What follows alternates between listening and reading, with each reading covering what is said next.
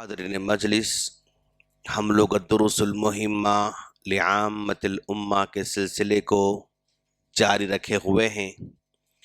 کل کے درس میں ہم لوگوں نے شفاعت کے صحیح کانسیپٹ کو سمجھانے کی کوشش کی کہ شفاعت صحیحہ کیا ہوتی ہے، شفاعت غیر صحیحہ کیا ہوتی ہے، اور آج ہم نے یہ وعدہ کیا تھا کہ شفاعت صحیحہ میں کوالیفائی ہونے کے لیے ہمیں کیا کرنا پڑے گا، کون سے عمل ہیں جن پر عمل پیرا ہونے کی وجہ سے ہم اس شفاعت کے لیے کوالیفائڈ ہو سکتے ہیں، یہ ہم نے وعدہ کیا تھا۔ تو آج ہم دیکھیں گے کہ بھائی شفاعت میں کون کوالیفائڈ ہونے والے ہیں۔ تو اسی طرح کا سوال حضرت ابو ہریرہ رضی اللہ تعالی عنہ نے کیا تھا۔ کسے؟ رسول اللہ صلی اللہ علیہ وسلم سوال کیا تھا۔ سوال کیا تھا؟ من اسعد الناس بشفاعتک یوم القیامت یا رسول اللہ، اللہ کے رسول ہم کو ان کی سفارش کے مقابلے میں ہم آپ کی سفارش کے لیے کوالیفائی ہونا ہے، آپ کا ریکمنڈیشن چاہیے، تو کیا کرنا پڑے گا؟ اس کے لیے کون سے خوش نصیب ہیں وہ لوگ، کون گڈ لک وہ لوگ ہیں جو عام لوگوں کی سفارش کے مقابلے میں آپ کی سفارش کے حقدار ہو سکتے ہیں؟ تو اللہ کے رسول صلی اللہ علیہ وسلم نے ان کو جواب دیتے ہوئے کہا تھا، اسعد الناس بشفاعتی یوم القیامت من قال لا الہ الا اللہ خالصا من قلبی، جو آدمی اخلاص کے ساتھ کلمے کا اقرار کرتا ہے، تو وہ آدمی کل قیامت کے دن میری شفاعت کا حقدار ہوگا، وہ میری شفاعت کے لیے کوالیفائڈ ہوگا۔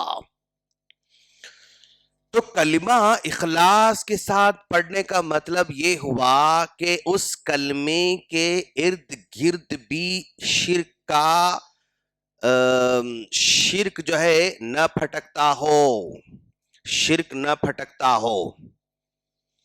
اگر کوئی آدمی شرک اس کی زندگی میں آ جاتا ہے تو پھر وہ شفاعت کا حقدار نہیں ہو سکتا ہے، ڈسکوالیفائی ہو جاتا ہے، چاہے وہ کتنی بھی امیدیں رکھے اور اس کے لیے کتنے بھی وہ تمنائیں کرتا رہے، وہ اللہ کے رسول کی شفاعت کے لیے کوالیفائڈ نہیں ہو سکتا ہے۔ اچھا بھائی، اللہ کے رسول کی شفاعت تو نہیں مل سکتی، ٹھیک ہے، کیا ہم کو صدیقین کی شفاعت مل سکتی ہے؟ وہ آدمی وہاں بھی ڈسکوالیفائی ہو جاتا ہے۔ کیا اس آدمی کو شہداء کی جو ہے شفاعت مل سکتی ہے؟ وہ آدمی وہاں بھی ڈسکوالیفائی ہو جاتا ہے۔ کیا اس آدمی کو صالحین کی شفاعت مل سکتی ہے؟ نہیں، وہاں پر بھی ڈسکوالیفائی ہو جاتا ہے۔ نہیں، کسی بھی اللہ کے ولی کی شفاعت مل سکتی ہے، وہاں بھی ڈسکوالیفائی ہو جاتا ہے۔ نبی کے پاس اگر کوئی یہاں فیل ہو جاتا ہے شرک کی وجہ سے، تو وہ ہر جگہ فیل ہی ہوتا جائے گا۔ ایک کے پاس نہیں ہوا تو دوسرے کے پاس آزمائیں گے، دوسرے کے پاس آزمائیں گے تو تیسرے کے پاس آزمائیں گے، یہاں پر آزمانے کا قصہ نہیں ہو سکتا۔ کیوں؟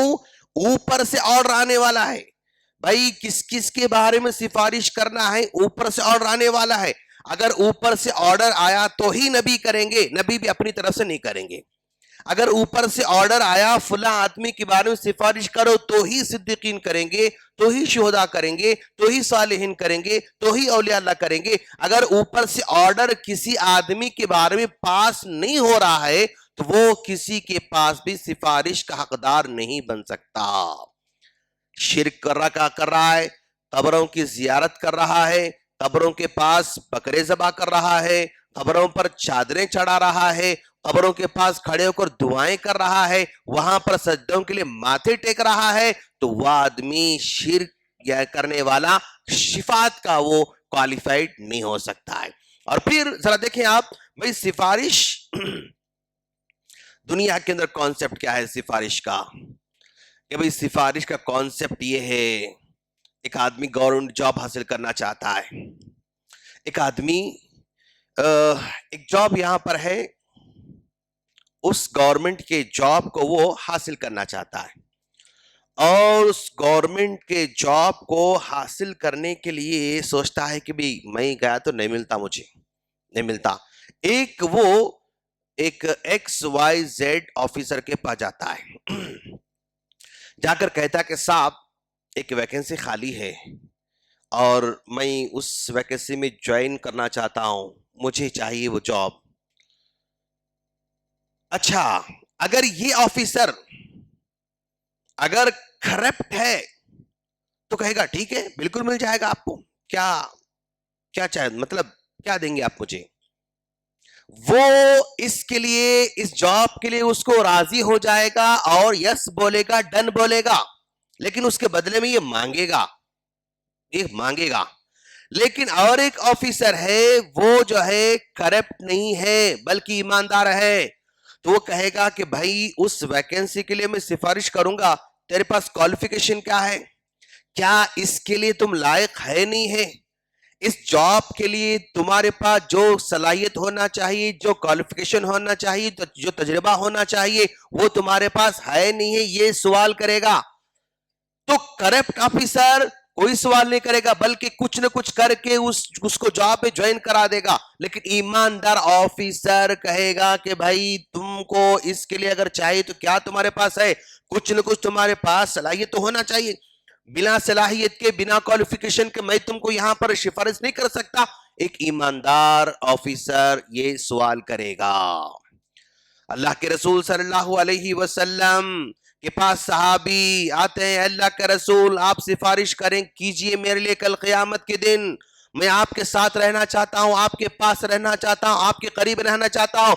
تو اللہ کے رسول صلی اللہ علیہ وسلم نے ایماندار آفیسر کی طرح کہا اعنی علی سجود بکثرت السجود، میں تمہاری سفارش کروں گا لیکن شرط یہ ہے کہ تم زیادہ سے زیادہ نمازیں پڑھ کے کوالیفائیڈ ہو جاؤ، کثرت تعداد میں تم سجدے کر کے، نفل پڑھ کے، نمازوں کا اہتمام کر کے تم کوالیفائی ہو جاؤ، پھر میں تمہاری سفارش کروں گا۔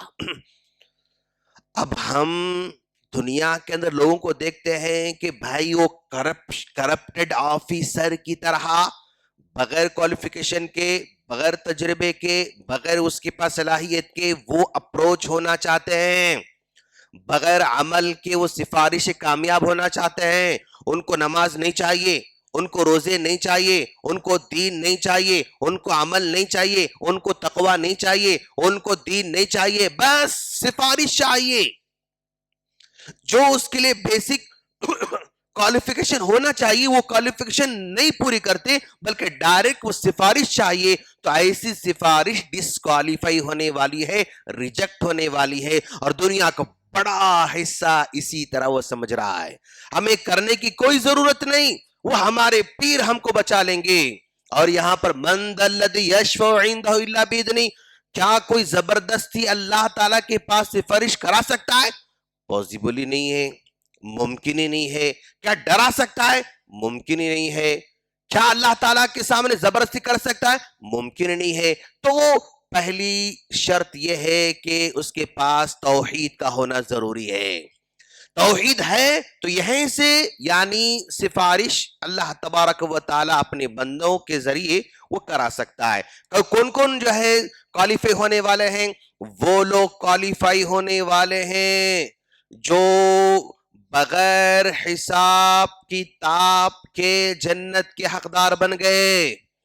اتنے اعمال ان کے پاس ہیں، ایسے ایسے اعمال ہیں جن کے لیے حساب کتاب کی ضرورت نہیں، بلکہ وہ لوگ صفات کے حقدار بننے والے ہیں، اور وہ لوگ جن کی نیکیاں گناہوں سے زیادہ ہیں، جن کی نیکیاں گناہوں سے زیادہ ہیں، ان کی نیکیاں یہ نیکیاں ہیں، یہ گناہ ہیں، گناہ تھوڑے ہیں اور نیکیاں زیادہ ہیں، تو جن کی نیکیاں گناہوں سے زیادہ ہیں وہ لوگ بھی شفاعت کے حقدار بننے والے ہیں، اور جن کے نیکیاں اور گناہ دونوں کے دونوں برابر ہیں، جن کے نیکیاں اور گناہ دونوں کے دونوں برابر ہیں، آراف میں ٹھہرے ہوئے وہ لوگ، جنت اور جہنم کے بیچ میں ٹھہرے ہوئے ہیں، وہ لوگ بھی یعنی شفاعت کے حقدار ہیں۔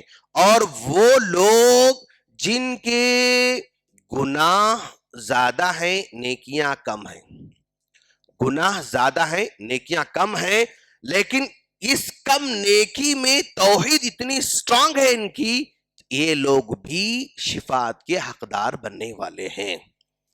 شرک نہیں کیا انہوں نے، یہ سب شرک سے پاک ہیں، گنہگار ہیں، لیکن اس کے گناہ زیادہ ہیں، لیکن توحید اتنی سٹرونگ ہے، اللہ تبارک و تعالی اس بندے پر بھی رحم کرتے ہوئے سفارش کا موقع دے دے گا، اور یہ سب جو ہے کامیاب ہونے والے ہیں انشاءاللہ۔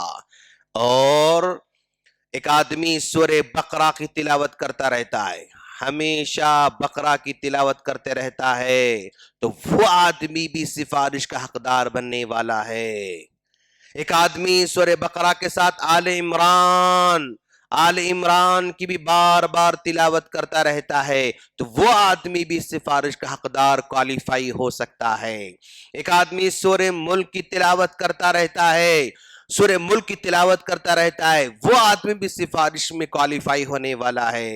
ایک آدمی اذان کے بعد کی دعا اہتمام سے پڑھتا ہے، تو وہ آدمی بھی جو ہے سفارش کا حقدار بننے والا ہے۔